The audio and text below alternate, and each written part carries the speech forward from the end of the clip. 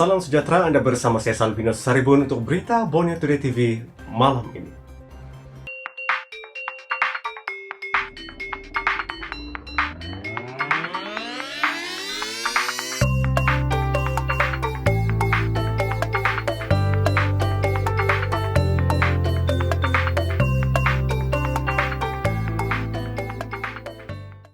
Saluran khusus TV Pendidikan Didik TV dilancarkan. Perdana Menteri Tan Sri Muhyiddin Yassin hari ini melancarkan saluran khusus TV Pendidikan secara terestrial Didik TV Kementerian Pendidikan Malaysia KPM. Saluran itu yang kali pertama diperkenalkan mula bersiaran hari ini menerusi saluran 107 di MyTV, saluran 147 di Astro dan saluran NTV7 di TV Unify bermula 7 pagi hingga 12.30 malam setiap hari. Ia adalah antara usaha berterusan Kementerian Pendidikan untuk meningkatkan akses pendidikan seluruh negara, khususnya kepada pelajar yang bakal mengambil peperiksaan utama. Baru-baru ini saya kesempatan untuk menonton slot Road to Success SPM 2020 bagi subjek matematik kertas 1 oleh Cikgu Azman Saad. Antara yang menarik perhatian saya adalah cara penyampaian guru yang begitu kreatif serta mudah diterima dan difahami oleh murid. Saya juga difahamkan bahawa guru yang dijemput untuk mengajar adalah daripada kalangan guru yang berpengalaman dalam bidang masing-masing supaya kualiti pengajaran yang disampaikan untuk murid adalah pada tahap yang terbaik.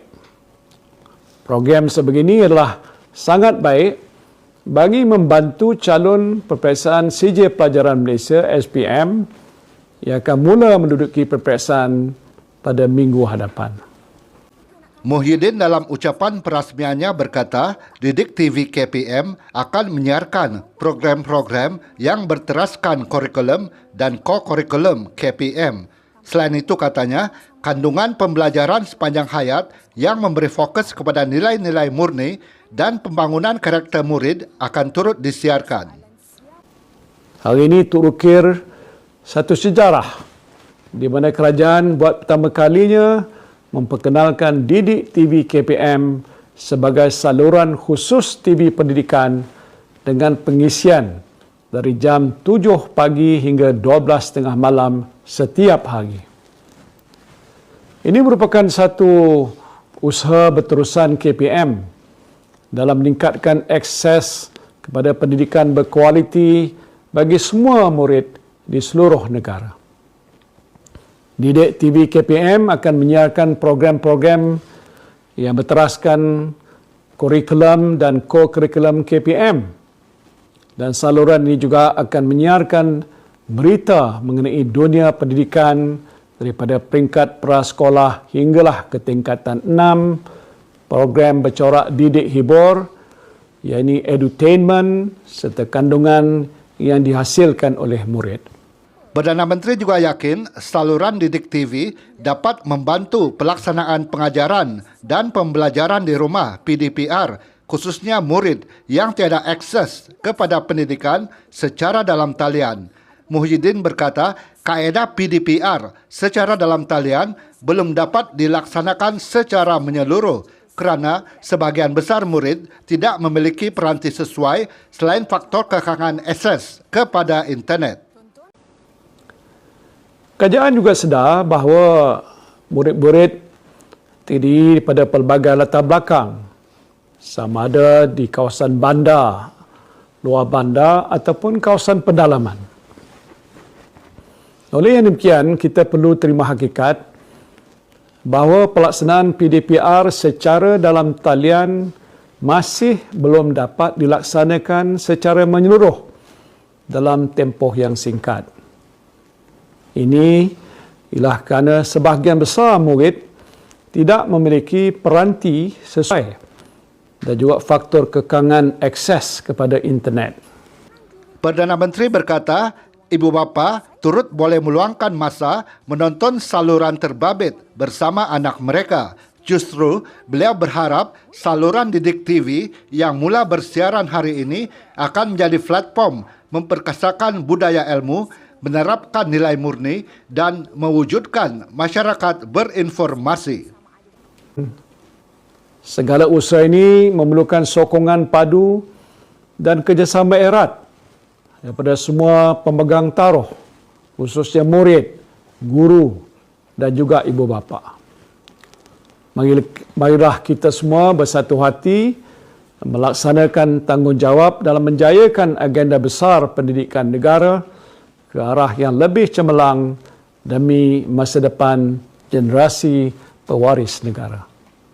Sementara itu, Menteri Kanan Pendidikan Datuk Dr. Razi Jidin berkata, pelbagai pengisian dengan tema tertentu akan dihasilkan oleh murid, guru dan ibu bapa untuk menjadikan proses pembelajaran sesuatu yang menarik dan bermanfaat. Apa yang kita laksanakan dalam Road to Success SPM 2020, kita lihat bahawa kaedah yang digunakan itu berkesan. Apabila kaedah-kaedah guru yang berpengalaman mengajar, datang mengajar, murid-murid melihat bahawa ini merupakan satu kaedah yang baik. Jadi dari aspek itu kita lihat bahawa kita boleh kembangkan lagi, dan itulah kita berbincang untuk kembangkan, wujudkan satu saluran. Jadi apabila ada saluran khusus berbeza dengan slot-slot sebelum ini. Sebelum ini kita bercakap slot 2 jam, 4 jam, 5 jam, terhad. Ya, apabila ada satu saluran khusus, maka dalam konteks penyampaian itu sendiri, ianya tidak terhad kepada kurikulum ataupun co-kurikulum. Ya, ianya akan melibatkan banyak lagi program-program yang kita rasa penting dalam membantu murid mewujudkan sahsiah, mewujudkan memahami dunia yang lebih luas, dan juga untuk mereka menunjukkan bakat-bakat mereka. Berikut pula usaha untuk memastikan anak peserta mesej tidak tercicir dalam pelajaran. Sementara itu, kerajaan negeri menyumbangkan 2 buah van bagi memastikan anak-anak peserta program Mini Estate Sejahtera Mesej tidak tercicir dalam pelajaran. Van itu akan digunakan sebagai pengangkutan pelajar dan juga penduduk di Mesej Kampung Balat Kinabatangan dan Kampung Sapang Kunak. Menteri Pembangunan Luar Bandar Datuk Jahid Jahim berkata, inisiatif ini diambil bagi memberi kemudahan kepada lebih 70 anak-anak peserta Mesej untuk berulang-alik ke sekolah yang terletak jauh dari rumah. Katanya, selepas ini tiada sebab untuk mereka tercicir kerana berdepan masalah pengangkutan atau tidak cukup kewangan untuk membayar tambang bas sekolah.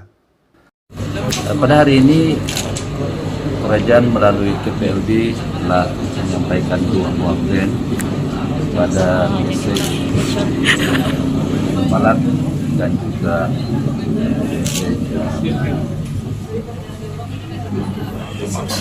Lapang.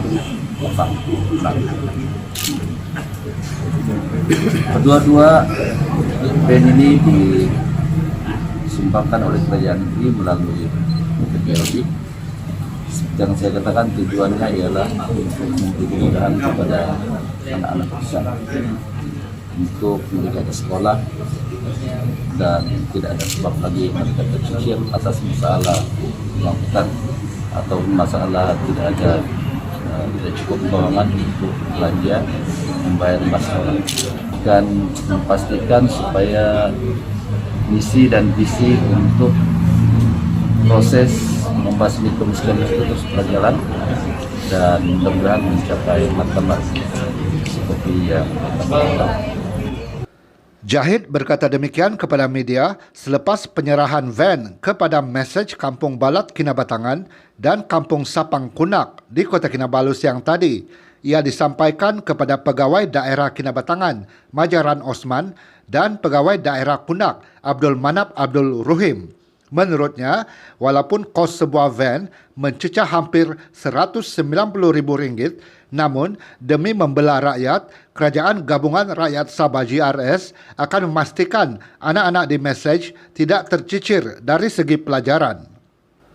Terdahulu dalam ucapannya, Jahid berkata dengan adanya kemudahan van itu, penduduk juga boleh menggunakannya untuk ke hospital apabila berlaku kecemasan di kampung masing-masing. Dalam perkembangan berkaitan, Jahid yang juga adun Tamparuli menggesa agar liputan internet di kawasan pedalaman Sabah dapat dipertingkatkan dengan segera. Jahid turut mengulas mengenai kerja-kerja membaik pulih dan menaik taraf jalan kampung yang terjejas akibat banjir Januari lalu. Ukuran daripada bencana banjir baru-baru ini, seperti yang Ketua Menteri katakan melalui surat kabinet, semua permohonan daripada daerah-daerah ataupun wakil-wakil rakyat yang telah melawat kawasan mereka dan mendapati berlakunya kerusakan-kerusakan infraasas, semuanya itu akan disenaraikan dan banyak pula senaraikan.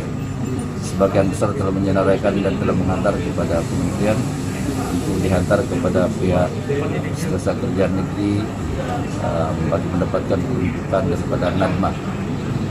Ini sedang berjalan dan kita mengharapkan supaya yang penting daripada yang penting itu akan didapat ditangani segera. Tetapi yang penting, yang utama kita akan utamakan.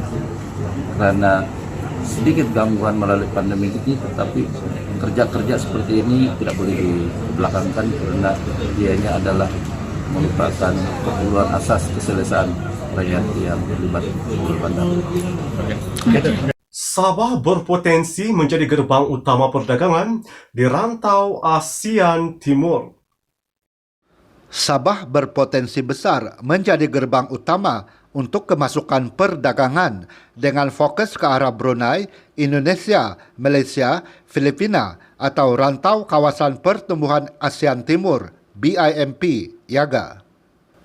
Menteri di Jabatan Perdana Menteri Hal Ehwal Sabah dan Sarawak, Datuk Seri Dr. Maximus Ongkili berkata, kejayaan gerbang ini banyak ditentukan dengan pembangunan berterusan pelabuhan kontena Teluk Sepanggar, projek yang diluluskan pada 2016 dengan nilai 1.03 bilion ringgit. Menurut Maximus, perkhidmatan pelabuhan dan perniagaan sedia ada yang ditawarkan juga akan membantu melantunkan ekonomi negeri.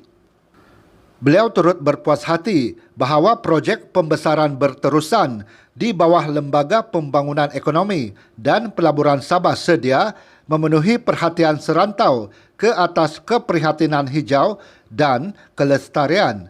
Projek sedia yang dibiayai oleh Kerajaan Persekutuan itu dijangka siap pada 2024.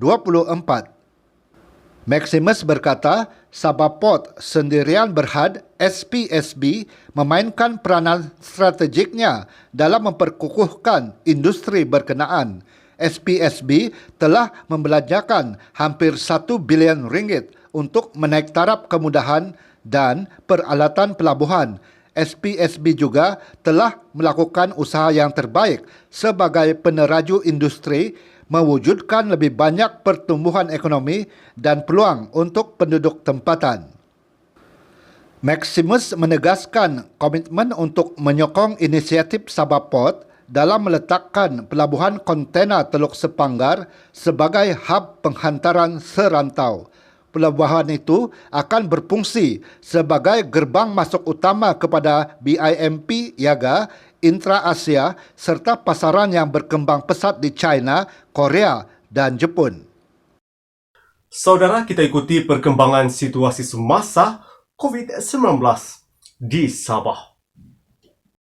Jumlah kumulatif kematian akibat COVID-19 di Malaysia melepasi 4 angka apabila 22 kes kematian dilaporkan di seluruh negara hari ini, menjadikan jumlah kumulatif meningkat kepada 1,005 kes kematian atau 0.37% daripada jumlah keseluruhan kes COVID-19 di Malaysia. Namun Malaysia mencatatkan kes sembuh kedua tertinggi dalam tempoh 24 jam lalu dengan 5,709 pesakit dilaporkan telah pulih dari jangkitan COVID-19 hari ini. Kes positif baru harian di Malaysia sekali lagi mencatatkan angka di bawah 3,000 dengan 2,998 kes dilaporkan hari ini. Kes positif baru di Sabah turut menurun dengan 94 kes dilaporkan hari ini berbanding 132 kes malam, menjadikan jumlah kumulatif kini 51,655 kes.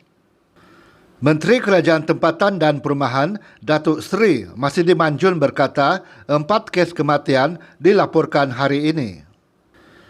3 kes kematian dilaporkan di Hospital Duchess of Kent Sandakan, manakala 1 kes kematian dilaporkan di Hospital Tawau.